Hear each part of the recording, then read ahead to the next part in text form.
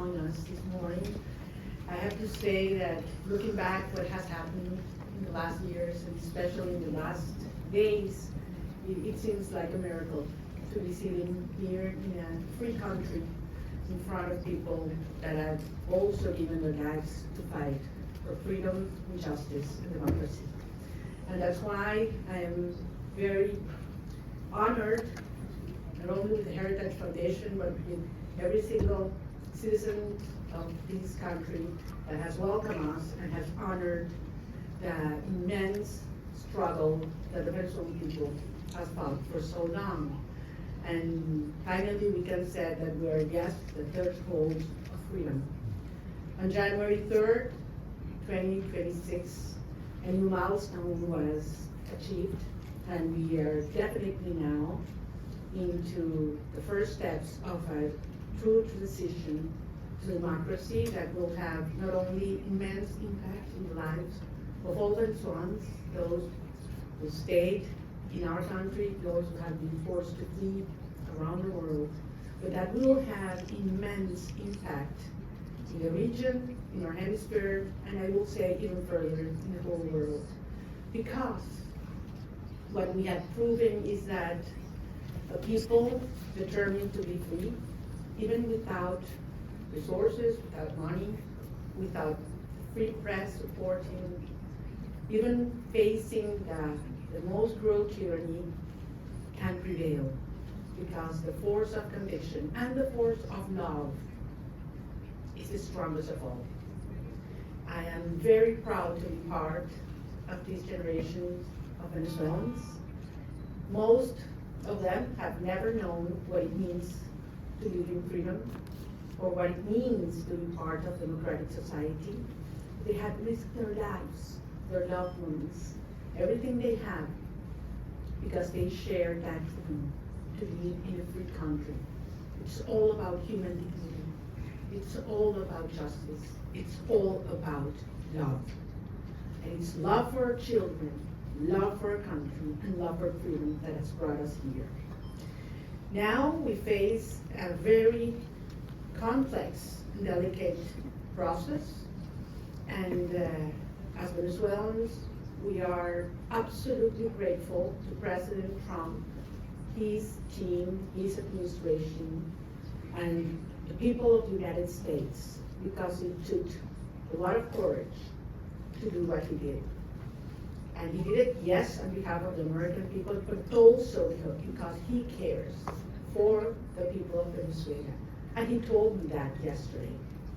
And I think that was the most important message I can bring back to my country.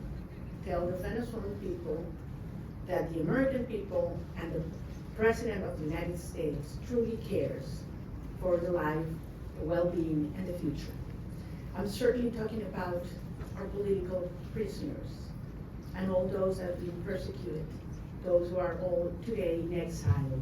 But I'm also talking about those children that are growing without their mothers because they had to flee to send food back, that are growing without education because public schooling in Venezuela works 2 days a week because teachers earn $1 a day and they need to get other jobs in order to eat, that are growing without help and food.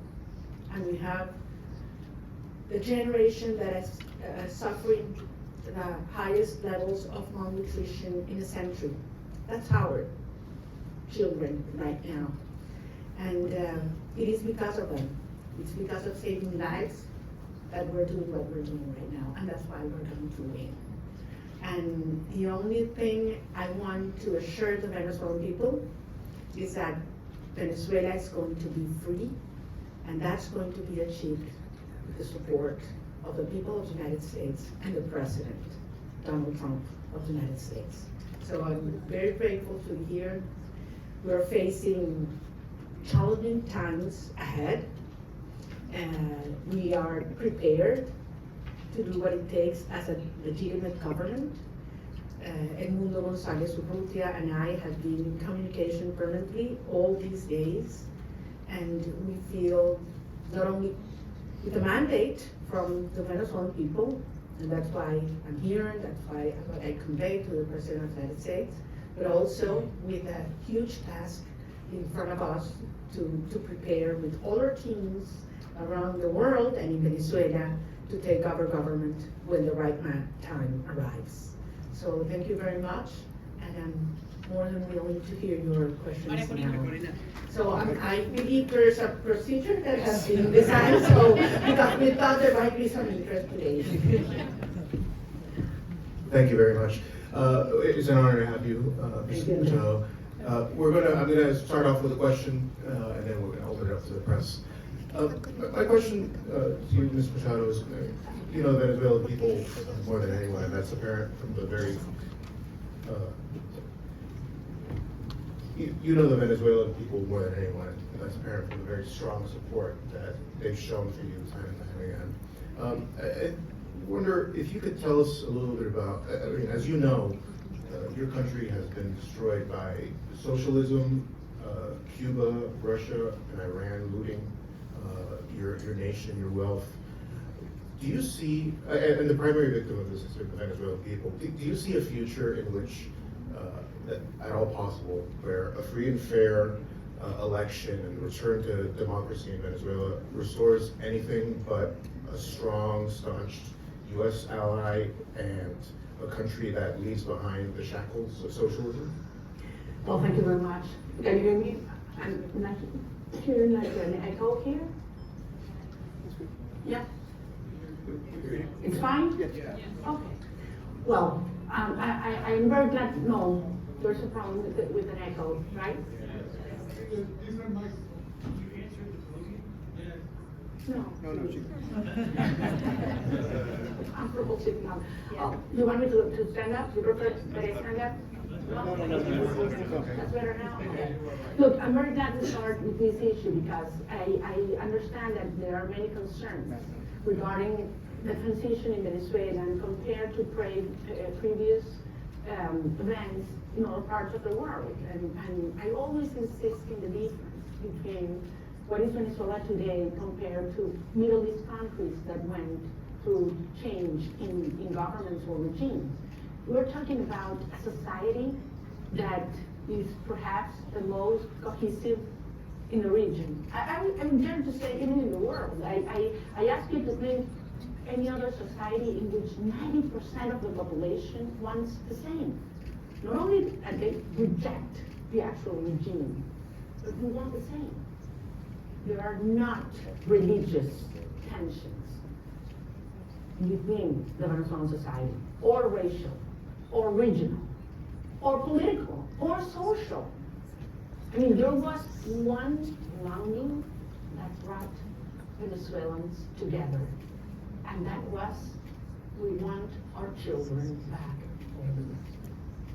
And it was that demand that I heard all around Venezuela in 2023 when we were moving forward to the primary process that made me realize how powerful it was to unite a country, to tear down the barriers that the regime had built to divide us, you know, between rich and poor, black and white, left and right, military and civilians, and we brought a country back together.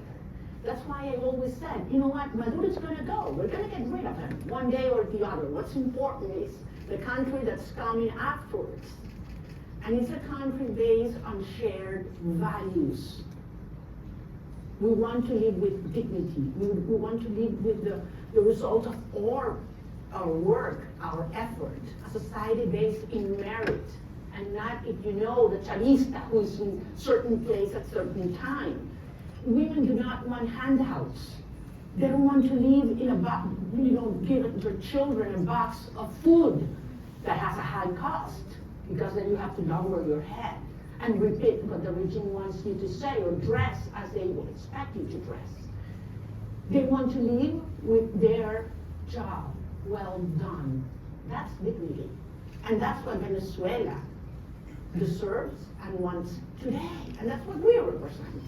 So, of course, the result of this hard process will be a society based on these values. A society that is profoundly pro-America. And I want to insist on this. Delcy Rodriguez, yes, she's a communist. She is the main ally and representation of the Russian regime, the Chinese and the Iranians. But that's not the Venezuelan people, and that's not the armed forces as well. So I am profoundly, profoundly confident that we will have an orderly transition. This is a complex phase we are right now. Some of the dirty work is being done by them. But then the result of a stable transition will be a proud Venezuela who is going to be the best ally the United States has ever had in the Americas.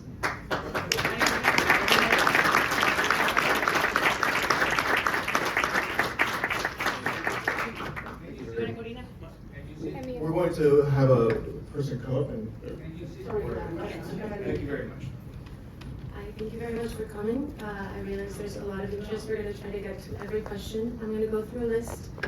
There's outlets that have more than one reporter accredited. So I would like to please ask you to raise your hand so we can get one of our kind staff to bring the microphone to you as I call you out.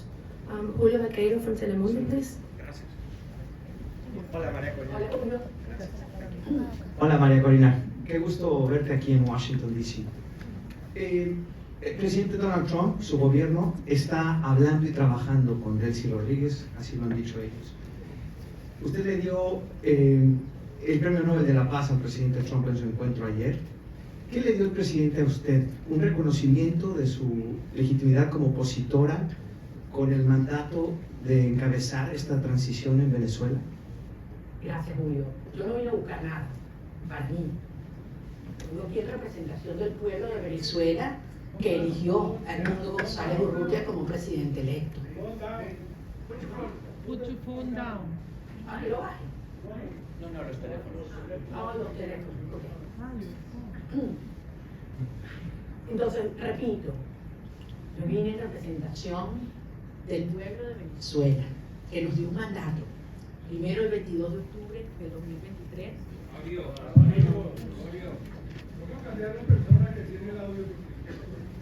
Ya va, chicos, un minuto, vamos a ¿se escucha bien o no?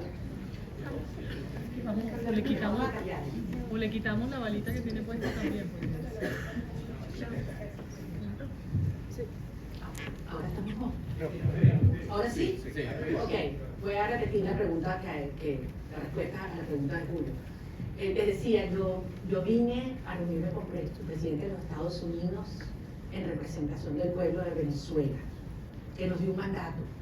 El 22 de octubre del 2023, cuando yo recibí más del 92% de los votos en las primarias, y el 28 de julio de 2024, cuando Edmundo González Urrutia, en las condiciones más extremas y fraudulentas, recibió 67% de los votos de los venezolanos, y lo probamos, Vine a recibir de parte de él un mensaje para los venezolanos, y es la seguridad de que contamos con los Estados Unidos para avanzar en una ruta donde se haga respetar la soberanía nacional, la libertad, la democracia y la justicia. Hay un proceso muy complejo en marcha, lo sabemos, pero se están dando pasos. Evidentemente, para los venezolanos es una situación cada día, para muchos venezolanos de vida o muerte, y ahí hay una enorme urgencia ética. Pero entendemos que este es un proceso complejo del cual nosotros somos parte y queremos y estamos contribuyendo. Gracias. Nick Schifrin from PBS, please. Hola, Maria Corina. Thank you so much. It's great to see you in person after seeing you virtually for the last few years. Two questions, if I could, similar to what you just answered, but in English.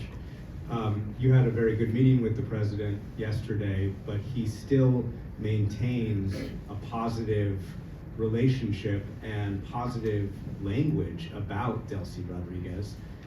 The CIA director was just there. So what's your message to the president and to the United States when U.S. policy is still to support the Chavismo government that still exists in Caracas? And I have to ask, your statement last night said that you felt like you were going to die at one point when you left Venezuela in the boat. Can you just tell us exactly what happened in that moment when you were in that boat? Thank you.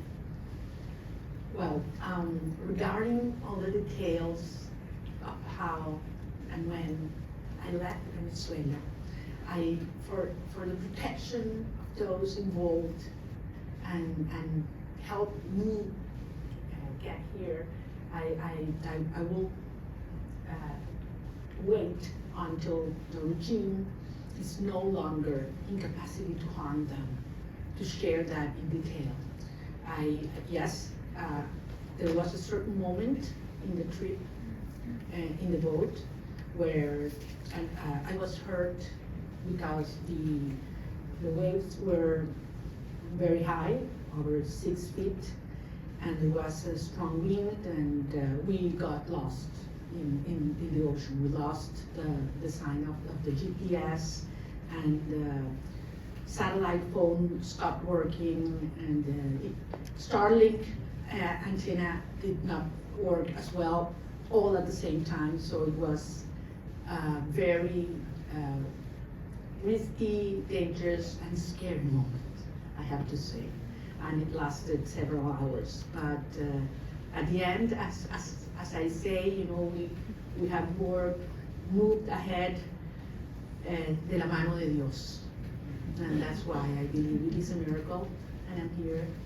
And I know that someday I will be able to tell you all the details and thank personally all those that risked their lives in order for this to happen, because they knew it was very important for our cause that I was able to leave my country at that moment.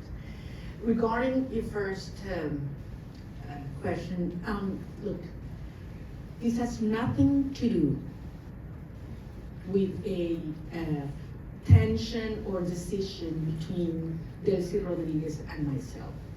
This is about the cartel and justice. This is about a criminal structure that is the regime and the mandate of the Venezuelan people. That's what's at stake at this moment. I'm just one member of a huge movement of millions of Venezuelans that have decided and are committed to be free. And I have no doubt that President Trump, his administration, and the people of the United States support democracy, justice, freedom, and the mandate of the people of Venezuela. I have absolutely no doubt, not only because it's in the well-being of Venezuelan people, but as I say, because it's crucial for the American people. The United States today is a safer nation after January 3rd.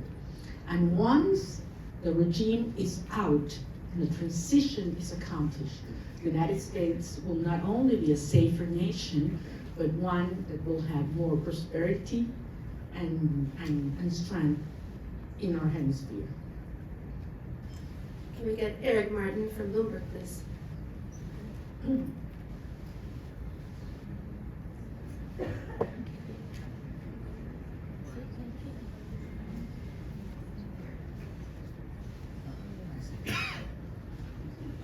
Thank you. Maria Corina, would like to ask you about the timeline for democratic transition within Venezuela, because obviously the Constitution calls for within 30 days a new election.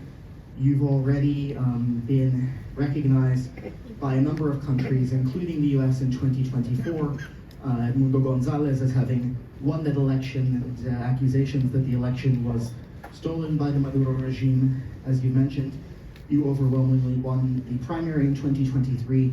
Do you have an expectation, is your expectation that the next step in this process would be a new election in Venezuela? Do you expect that to happen in 2026, or what does the roadmap look like from getting from today's government by Delcy Rodriguez, the government de facto that is in control, to a democratically elected government? Thank you. Thank you, Eric. Well, if the Venezuelan Constitution were respected, we wouldn't have 1,000 political prisoners, we wouldn't have 9 million people, fleeing and living around the country. We wouldn't have our president-elect exiled in Madrid.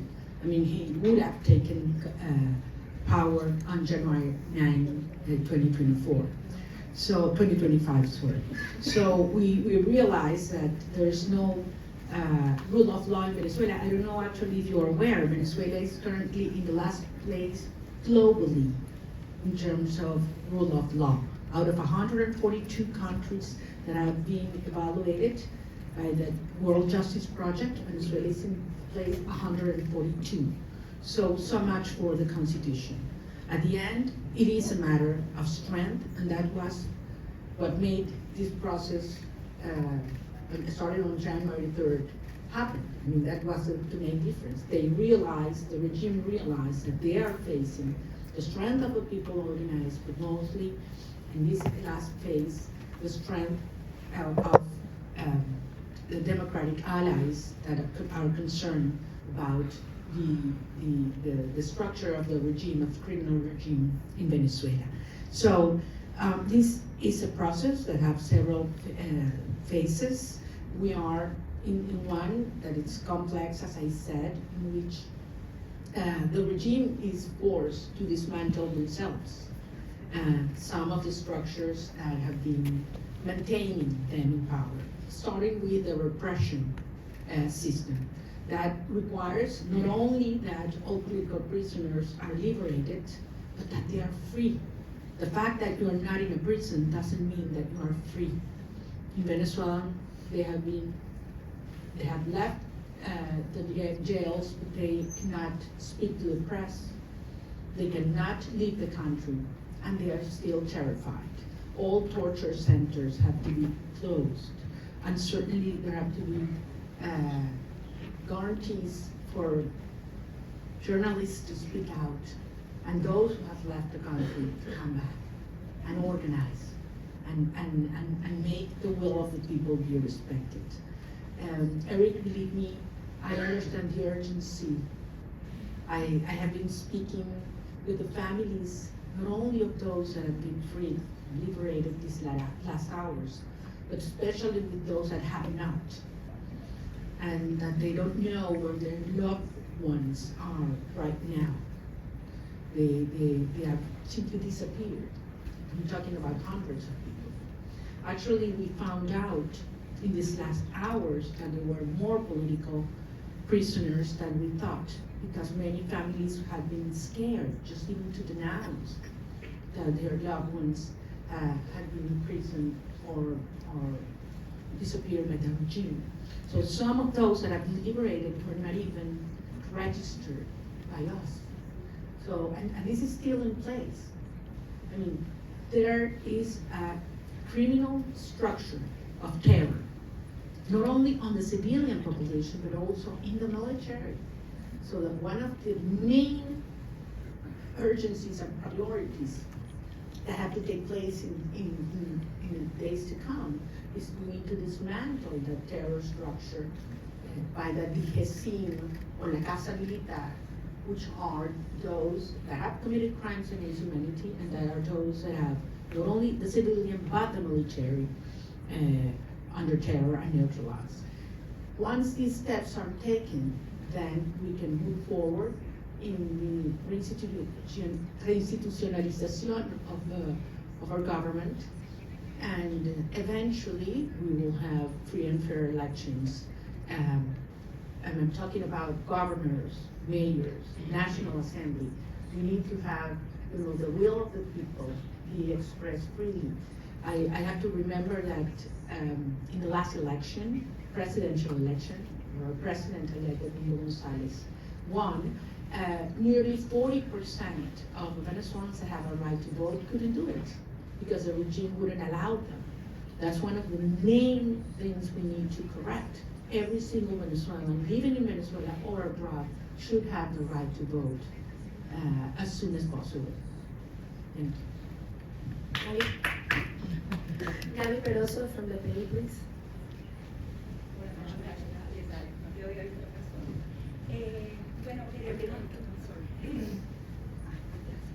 Quería que nos dijeras lo que se pueda revelar de la reunión con el presidente Donald Trump, por ejemplo, la importancia del reconocimiento al presidente electo Edmundo González, un cronograma electoral, eso se habló, hay posibilidades ciertas de esas dos cosas. Y en segundo lugar, una pregunta que se hacen los venezolanos, tu retorno a Venezuela, saliste con condiciones distintas, ahora Estados Unidos también está involucrado en eso. También se habló de eso con el presidente Donald Trump, la conveniencia que vuelvas o no, y para poner lapsos a Carnaval, Semana Santa, ¿cómo lo podemos medir? Porque los venezolanos se lo preguntan.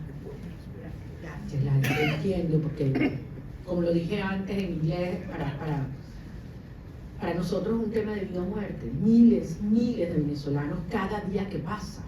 Es una tortura, una tragedia, y es un tema de la urgencia ética asociada a poder realmente iniciar un proceso de reconstrucción del país y que regresen los venezolanos que se han ido.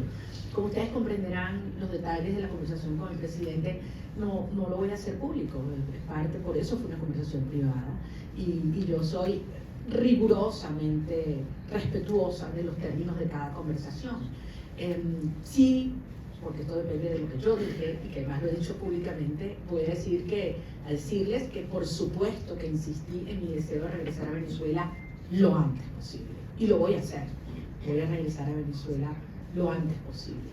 Y evidentemente fue un tema que discutimos y todo lo que ello implica, pero no soy solo yo, son millones de venezolanos, otros compañeros, líderes políticos de otros partidos que también quieren hacerlo. Incluso ayer algunos senadores hablaban de la Venezuela, lo dijeron públicamente y lo declararon, y bueno, quizás hasta podemos ir juntos. Es decir, yo creo que hay mucha gente en el mundo preparándose para ir a Venezuela, porque sabemos que este es un proceso irreversible. Puede tomar un día más, puede tomar un día menos, puede haber alguna fase que no nos la habíamos previsto o que no nos gusta. Eso es verdad, es un proceso tremendamente complejo, desmontando una estructura que tiene 27 años en el poder, destruyendo todo, aliados con los rusos, con el régimen iraní, entregando nuestras riquezas a China, ofreciendo el territorio venezolano para que opere Hezbollah, Hamas, los carteles de la droga, la guerrilla colombiana. Todo ha entrado, persiguiendo a la sociedad, acabando con nuestras instituciones. Y no pudieron. Tenido toda la plata del mundo. Por aquí tenía yo la cifra de lo que fue, lo que le ha entregado el régimen chavista desde el 99 hasta este año, un petróleo venezolano regalado a Cuba. Estamos hablando cerca de 5 millones de barriles de petróleo, una cifra monumental, regalada. Entonces a mí no me vengan a decir que quién se está agarrando el petróleo en Venezuela en este momento.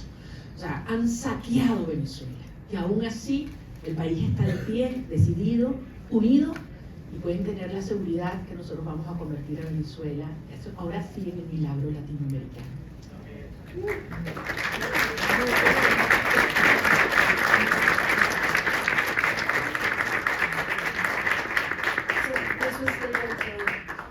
This was supposed to last until noon. It is now noon, but if everyone's game to stay, we stay. Pablo Mastroli from la República, please.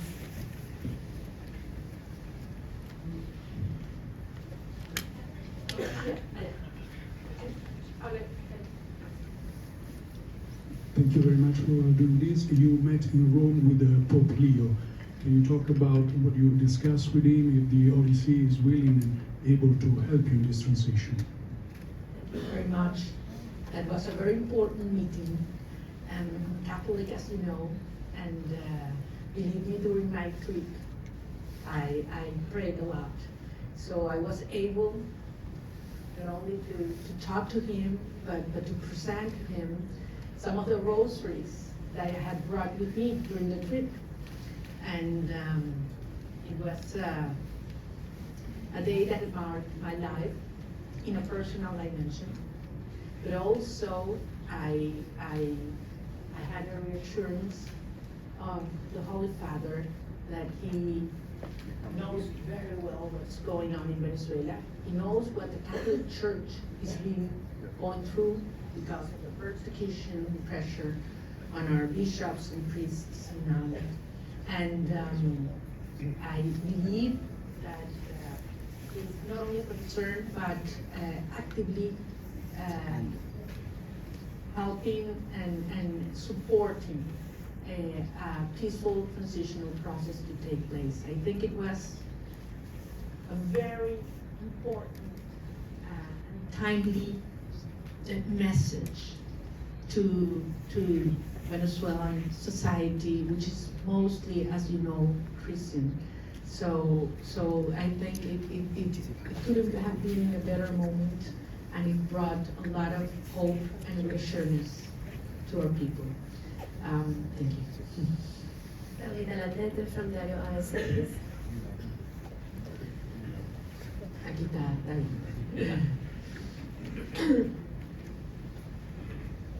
Tú no me vas a hacer preguntas porque tú sabes más que yo. No, no digas eso. Yo doy todos los detalles de mis reuniones por ti, entonces. Sorry about that.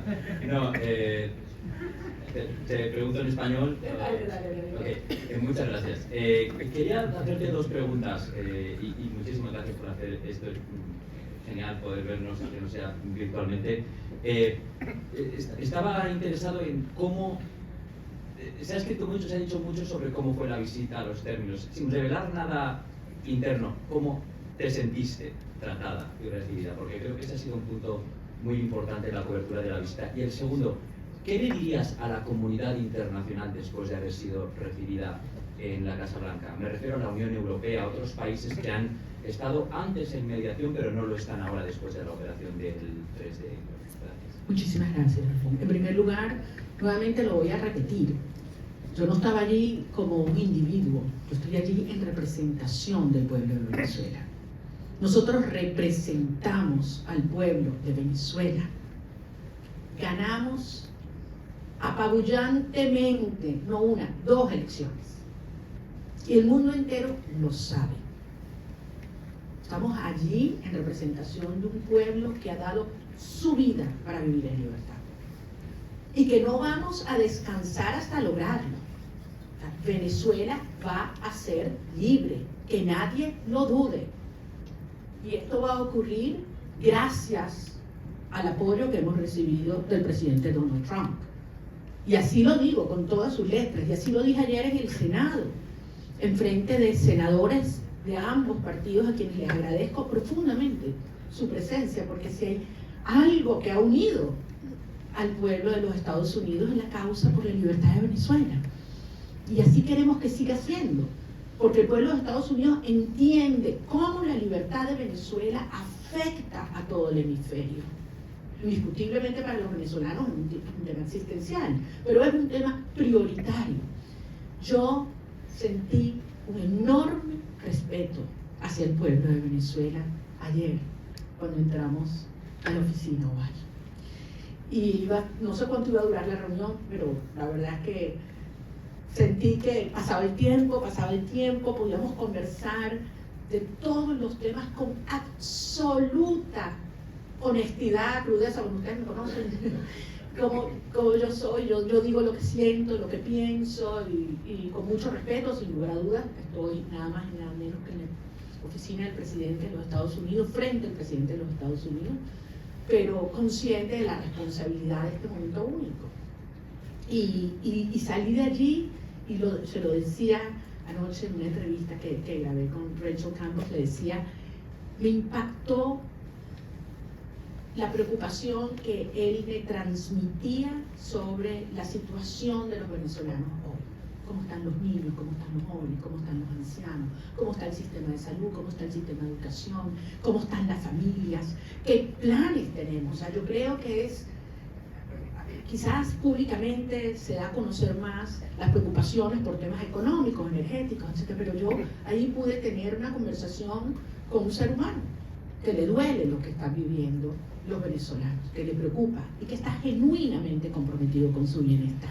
Por eso yo salí realmente convencida de que lo que necesitamos para sumar a toda la fuerza de la organización adentro en un genuino liderazgo global está en la Casa Blanca, y creo que servirá de ejemplo para aquellos líderes globales o mundiales que no han tenido la determinación de llamar las cosas por su nombre, porque todos lo saben. A estas alturas no hay excusas. Están los informes de Naciones Unidas y el Fact Finding Mission, donde se demuestran los crímenes de lesa humanidad que ha cometido Nicolás Maduro, Delcy Rodríguez, Diosdado Cabello, Vladimir Padrino López. Eso está allí, con nombre y apellido, testimonios desgarradores. Entonces no hay excusa para ignorar el terrorismo de Estado como ha calificado la Comisión Interamericana de Derechos Humanos. Más allá de todos los crímenes de corrupción, narcotráfico, tráfico de seres humanos, de armas, todo lo que sabemos que sigue ocurriendo en Venezuela. Yo salí emocionada y con una gran responsabilidad, desde luego.